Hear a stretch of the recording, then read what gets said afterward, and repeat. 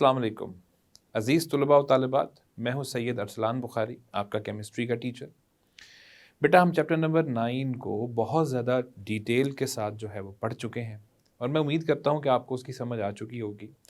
बच्चों, आज का हम जो टॉपिक जिसको लेकर आज चलेंगे वो हैं एक्सरसाइज में मौजूद कुछ न्यूमेरिकल्स। बेटा, आपके इस चैप्टर नंबर 9 के अंदर 4 न्यूमेरिकल्स हैं और इन 4 न्यूमेरिकल्स को किस तरीके से सॉल्व करना है और इनके जवाबात किस तरीके से अख़ज़ करने हैं, ये मैं आज के लेक्चर के अंदर आपको सिखाऊंगा। तो चलें चलते हैं बोर्ड की तरफ और आपको बताते हैं कि न्यूमेरिकल्स को आपने किस तरीके से हल करना है।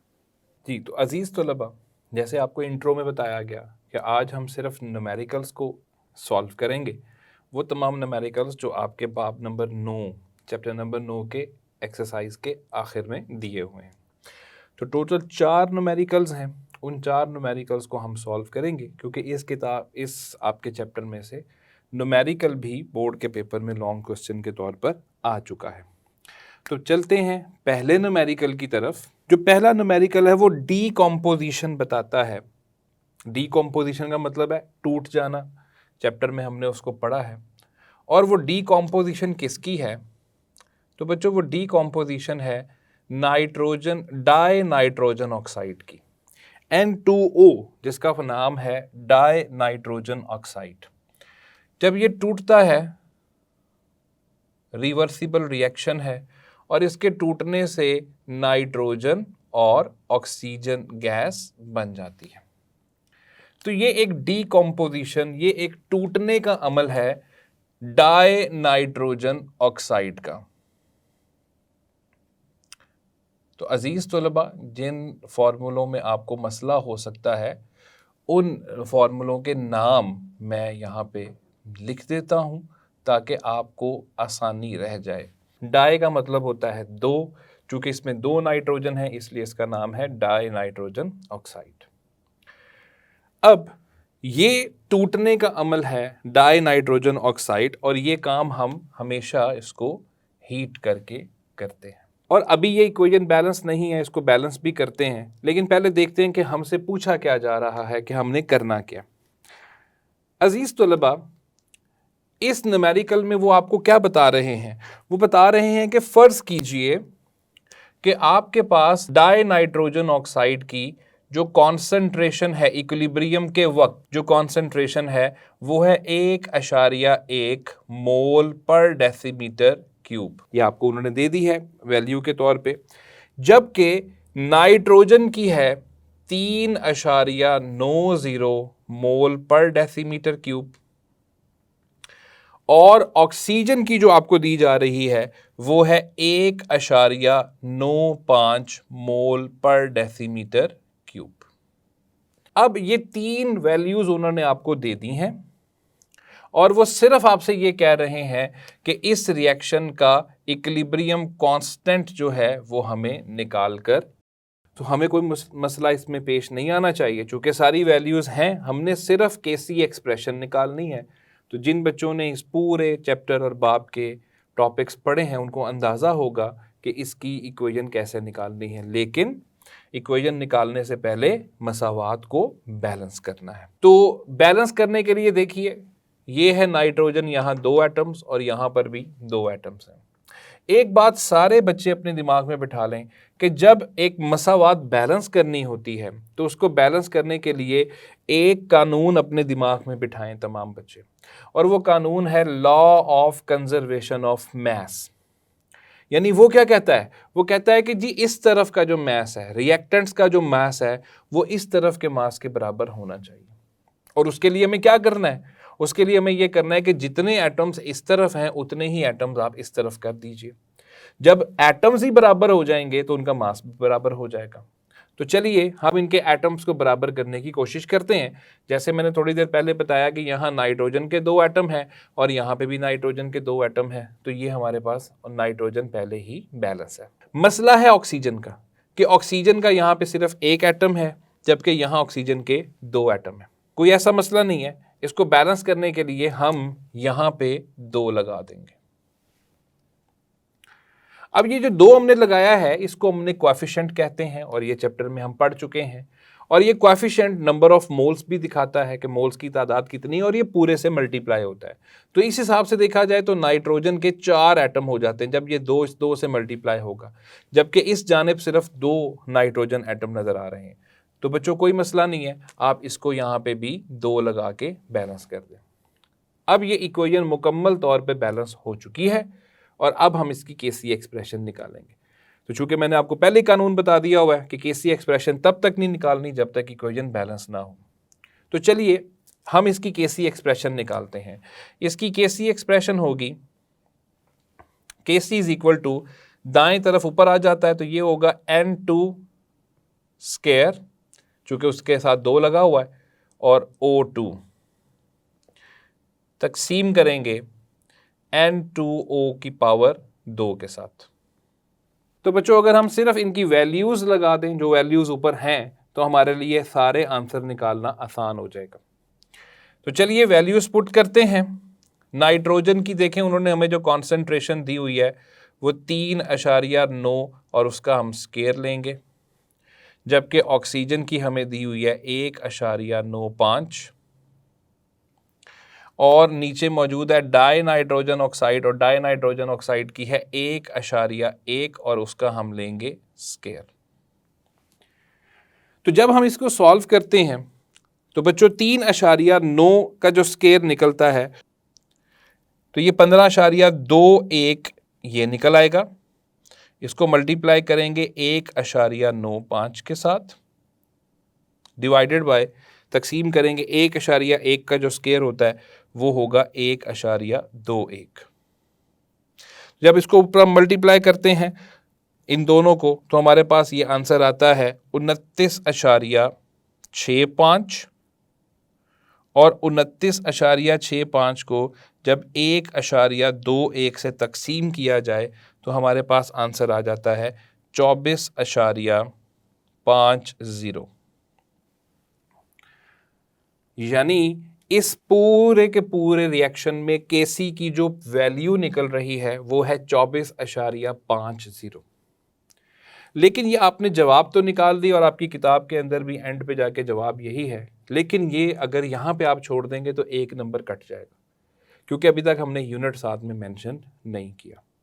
तो यूनिट के लिए इस चीज़ को देख लें, यहाँ से आपको यूनिट का अंदाज़ा हो जाएगा। ऊपर आपको सबको नज़र आ रहा है कि नाइट्रोजन का स्केयर है, तो ये होगा मोल पर डेसीमीटर क्यूब का स्केयर, और साथ में है ऑक्सीजन तो ये स्केयर की बजाय हो जाएगा क्यूब, जबकि नीचे है मोल पर डेसीमीटर क्यूब का स्केयर। तो ये स्केयर और एक ये 3 पावर थी तो मैंने क्यूब कर दिया, नीचे स्केयर था तो उसके यूनिट के साथ मैंने सिर्फ स्केयर लिखा। यहाँ पे क्यूब और स्केयर कट जाएगा तो आपके पास सिर्फ एक एंड पे मोल पर डेसीमीटर क्यूब बच जाएगा, तो इसके साथ यूनिट आ जाएगा मोल पर डेसीमीटर क्यूब। तो अजीज़ तलबा आप इस तरह से इसको करेंगे तो आपको मुकम्मल नंबर मिल जाएंगे, लेकिन इसको आपने फिजिक्स वाले स्टाइल से ही करें तो ज़्यादा बेहतर है। यानी पहले आप हेडिंग बनाएं डाटा की कि जो भी आपको डाटा दिया हुआ है उसके अंदर आप लिखें कि डाई नाइट्रोजन ऑक्साइड की ये कॉन्सेंट्रेशन है, नाइट्रोजन की ये कॉन्सेंट्रेशन है, ऑक्सीजन की ये कॉन्सेंट्रेशन है, फिर बताइए कि हमसे पूछा गया है, फिर आप बताएंगे केसी और फिर इसको सॉल्व करेंगे। तो आपने उस तरीके से जिस तरह आप फिजिक्स के न्यूमेरिकल्स को सॉल्व करते हैं हूबहू आपने इसको उस तरीके से सॉल्व करना है। तो ये रहा बेटा आपका न्यूमेरिकल नंबर 1। अब चलते हैं न्यूमेरिकल नंबर 2 की तरफ। तो बच्चों जो न्यूमेरिकल नंबर 2 है वो भी डीकॉम्पोजिशन है, वो भी टूटने के ही अमल को बताया जा रहा है, और वो टूटने का अमल किसका है? हाइड्रोजन आयोडाइड का। और हाइड्रोजन आयोडाइड आपको पता है कि जब टूटता है तो वो हाइड्रोजन गैस और आयोडीन के बुखारात के अंदर तब्दील हो जाता है। इस इक्वेशन को भी पहले बैलेंस करना पड़ेगा। तो चूंकि इस तरफ हाइड्रोजन 2 है और इस तरफ सिर्फ 1 है तो हम यहाँ पे जैसे ही 2 लगाएंगे हमारी पूरी इक्वेशन जो है वो बैलेंस खुद ब खुद हो जाएगी। तो आगे चलते हैं, इसमें हमें उन्होंने क्या दिया हुआ है इसको हम अब फिजिक्स के मुताबिक थोड़ा सा करने की कोशिश करेंगे। तो सबसे पहले उन्होंने आपको हाइड्रोजन आयोडाइड की कॉन्सेंट्रेशन दी हुई है। तो हम देखते हैं कि हमें डाटा की सूरत में क्या कुछ दिया है। तो डाटा की सूरत में हमें सबसे पहले हाइड्रोजन आयोडाइड की क्या दी है, कॉन्सेंट्रेशन। मैंने ब्रैकेट लिख दिया, तो ब्रैकेट का मतलब है कॉन्सेंट्रेशन, और ये दी जा रही है 0.078 मोल पर डेसीमीटर क्यूब। चूंकि कॉन्सेंट्रेशन है तो बच्चों कॉन्सेंट्रेशन का यूनिट तो यही आएगा। हाइड्रोजन आयन की जो हाइड्रोजन गैस की जो हमें कॉन्सेंट्रेशन इस केस में दी जा रही है और आयोडीन की जो दी जा रही है वो दोनों की सेम है, 0.011 मोल पर डेसीमीटर क्यूब।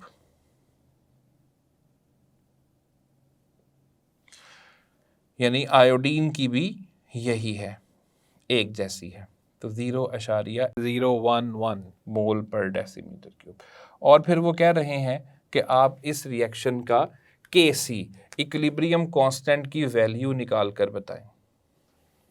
तो अजीज तलबा, अब तो ये काम बहुत आसान रह गया आपके लिए, आप सिर्फ इस रिएक्शन का Kc एक्सप्रेशन निकालें। तो चलिए चलते हैं कि कैसे Kc एक्सप्रेशन निकालनी है। तो चूंकि दाएं जानिब की चीज़ें ऊपर आ जाएंगी प्रोडक्ट्स की सूरत में, तो ये हाइड्रोजन मल्टीप्लाई बाय I2, चूंकि हमने हासिल ज़रब लेना होता है इसलिए हमने उनको मल्टीप्लाई किया, और हाइड्रोजन आयोडाइड और ऊपर उसका स्केयर। तो अजीज़ तलबा, यहाँ पे हम वैल्यूज़ पुट करेंगे। तो चूंकि ऊपर वाले दोनों की वैल्यू सेम है, लिहाजा ये आ जाएगा 0.011 का स्केयर, और नीचे आ जाएगा 0.078 का स्केयर। तो बच्चों जैसे ही ये स्केयर हम इसको ओपन करेंगे और कैलकुलेट करेंगे, तो हमारे पास जो आंसर आएगा वो आएगा 0.000121 इस स्केयर को ओपन करने से, जबकि नीचे वाले स्केयर को ओपन करने से 0.0060, ये हमारे पास आंसर आएगा। और जैसे ही हम इसका आंसर निकालेंगे तो ये हमारे पास आ जाएगा 0.020, जो कि आपकी बुक की जवाब से बहुत करीब तर है, और आपकी किताब के अंदर जो जवाब है वो 0.019 है। तो 0.019 या 0.020 तकरीबन एक जितना ही है, तो ये आपके पास जवाब आ जाएगा। किसी किस्म का कोई यूनिट साथ में नहीं आएगा। क्यों नहीं आएगा वो आप यहाँ से भी देख सकते हैं कि ऊपर दो वैल्यूज़ हैं, तो जब वो मोल पर डेसीमीटर क्यूब दो जगहों पर आएगा तो बच्चों वो स्केयर हो जाएगा, और नीचे जो है वो भी मोल पर डेसीमीटर क्यूब का स्केयर है। तो जब स्केयर और स्केयर कैंसिल होगा तो किसी किस्म का कोई यूनिट नहीं आएगा। तो ये आपके पास दूसरा न्यूमेरिकल है, जिस दूसरे न्यूमेरिकल का जवाब आपके सामने। तो चलिए चलते हैं तीसरे न्यूमेरिकल की तरफ। बच्चों जो तीसरा न्यूमेरिकल है उसके अंदर पहले दो न्यूमेरिकल से थोड़ा सा उन्होंने मुख्तलिफ कर दिया है, और वो मुख्तलिफ कैसे किया है, वो इस तरह किया है कि यहाँ पर आप देखिए कि यहाँ पे उन्होंने आपको तमाम चीज़ों की कॉन्सेंट्रेशन दी हुई है और आपको Kc फाइंड आउट करने का कहा गया। मगर अब तीसरे न्यूमेरिकल में क्या होगा कि वो आपको Kc दे देंगे, और Kc देने के बाद किसी एक की कॉन्सेंट्रेशन पता करने के लिए कह देंगे। जो तीसरा आपके सामने रिएक्शन है बच्चों, वो डीकॉम्पोजिशन नहीं है, ये तो दोनों डीकॉम्पोजिशन थे, चीज़ों का टूटना, वो है चीज़ों का बनना। और वो बनना किसका है, वो है रिएक्शन नाइट्रोजन का और ऑक्सीजन का, ताकि इन दोनों के रिएक्शन से नाइट्रोजन ऑक्साइड बन सके। तो ये रिएक्शन आपकी बुक में मौजूद है, और इसको अब हम बैलेंस करेंगे बच्चों। चूंकि यहाँ नाइट्रोजन 2 हैं, यहाँ सिर्फ 1 है, तो अगर हम इसके साथ 2 लगा दें तो हमारा मामला जो है वो सॉल्व हो जाएगा। ये न्यूमेरिकल की जो मसावात है वो हम बैलेंस कर चुके। अब अगर इसकी आप स्टेटमेंट पढ़ के देखें बच्चों, तो इसकी स्टेटमेंट के अंदर आपको बताया गया है कि टेम्परेचर इस पूरे रिएक्शन का जो टेम्परेचर है वो 1500 केल्विन रखा गया है, 1500 केल्विन। अजीज़ तलबा, आपने पूरा चैप्टर पढ़ा है और वहाँ पे आपने टेम्परेचर की कोई डिस्कशन नहीं पढ़ी, सिवाय एक जगह पर जहाँ आपने पढ़ा कि अगर टेम्परेचर चेंज हो जाए रिएक्शन का, तो उससे इक्विलिब्रियम जो है वो भी मुतासिर होता है, लेकिन बाद में इक्विलिब्रियम फिर से आ जाता है। यानी यहाँ पे टेम्परेचर की वैल्यू देने का मकसद सिर्फ आपको थोड़ा सा कंफ्यूज करना है और कोई वजह नहीं है। ये वैल्यू हम किसी भी जगह पर इस्तेमाल नहीं करेंगे। तो चलते हैं कि हमसे डिमांड क्या किया जा रहा है। तो बच्चों हमसे जो डिमांड किया जा रहा है वो ये है, वो कह रहे हैं कि ये जो आपके पास इक्वेशन है इसमें नाइट्रोजन की जो कॉन्सेंट्रेशन है, ये नाइट्रोजन की जो कॉन्सेंट्रेशन है वो है 1.7 इंटू 10⁻⁻³ और जाहिर है ये कॉन्सेंट्रेशन है तो इसका यूनिट जो है वो मोल पर डेसीमीटर क्यूब होगा। और इसी के अंदर वो आपको ऑक्सीजन की जो दे रहे हैं कॉन्सेंट्रेशन, ऑक्सीजन की कॉन्सेंट्रेशन वो आपको दे रहे हैं 6.4 इंटू 10⁻³ मोल पर डेसीमीटर क्यूब। जबकि NO यानी नाइट्रोजन ऑक्साइड की कॉन्सेंट्रेशन नहीं दे रहे, बल्कि कह रहे हैं कि पता करके बताएंगे नाइट्रोजन ऑक्साइड की कॉन्सेंट्रेशन क्या है। जबकि इस केस में उन्होंने Kc दे दिया है हमें, तो इस रिएक्शन का जो Kc उन्होंने हमें दिया है वो आपकी किताब के मुताबिक 1.1 इंटू 10⁻⁻5। और अब वो आपसे कह रहे हैं कि कॉन्सेंट्रेशन जो है वो NO की पता कीजिए। तो अजीज़ तलबा, हमारे लिए कोई मसला नहीं होना चाहिए। जिस तरह हमने सबसे पहले यहाँ और फिर यहाँ Kc एक्सप्रेशन निकाली है, हूबहू यहाँ पर भी हम Kc एक्सप्रेशन इस रिएक्शन की निकालेंगे। तो दाएं जानिब की चीज़ें ऊपर आ गई, तो ये है NO ऊपर स्केयर आ गया डिवाइडेड बाय N2 और O2 का हासिले ज़र्ब। तो बच्चों इनकी वैल्यूज़ लगाते हैं, लेकिन वैल्यूज़ लगाने से पहले आप ये देखें कि आपको पता क्या करने को कहा जा रहा है। आपको नाइट्रोजन ऑक्साइड पता करने को कहा जा रहा है, वो यहाँ पड़ा हुआ है। तो जो ये आपने पता करना है इसको इधर ही रहने दें, बाकी दोनों को उधर ले जाएं। चूँकि ये बाकी दोनों NO से डिवाइड हो रही हैं, इसलिए उधर जाके ज़र्ब यानी मल्टीप्लाई हो जाएंगी।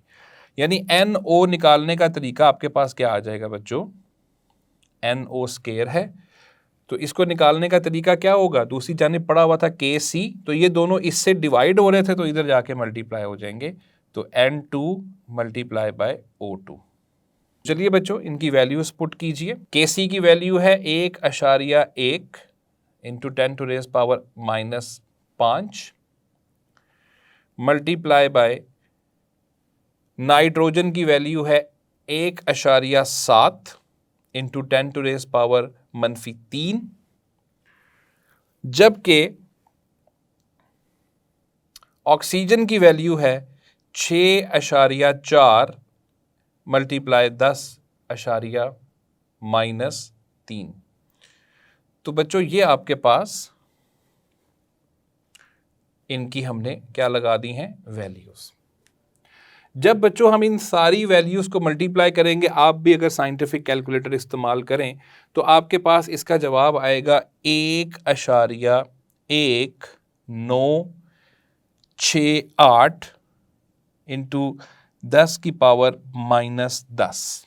और ये किसके बराबर आ चुका है, ये आ चुका है NO के स्केयर के। तो अब स्केयर का तो हमने वैल्यू नहीं निकालनी, तो स्केयर ख़त्म करेंगे। स्केयर ख़त्म कैसे करेंगे, आपने मैथ में पढ़ा है, दोनों जानिब हम स्केयर रूट लगाएंगे। तो जब जैसे ही हम दोनों तरफ स्केयर रूट लगाएंगे तो ये हमारे पास स्केयर रूट और स्केयर जो है वो कैंसिल हो जाएंगे, तो हमारे पास NO की वैल्यू आ जाएगी। और ये जो NO की वैल्यू आ रही है ये आ रही है 1.093 मल्टीप्लाई 10⁻⁻5। चूँकि ये NO की कॉन्सेंट्रेशन है और जब से ये चैप्टर हम पढ़ रहे हैं हमने पढ़ा है कि मोल पर डेसीमीटर क्यूब ही कॉन्सेंट्रेशन का यूनिट होता है, तो वही हम यहाँ लगाएंगे और यही जवाब आपकी किताबों के अंदर मौजूद है। तो अजीज़ तलबा, इस तरह हमने तीसरा न्यूमेरिकल जो है उसको भी सॉल्व कर लिया। और अब आते हैं चौथे और आखिरी न्यूमेरिकल के ऊपर, वो भी इसी तरह सॉल्व होना है जैसे न्यूमेरिकल नंबर 3 सॉल्व हुआ है। तो न्यूमेरिकल नंबर 4 जो है बेटा वो भी सिंथेसिस का है, यानी चीज़ों के बनने का है, और इसमें हम हैबर्स प्रोसेस इस्तेमाल करेंगे।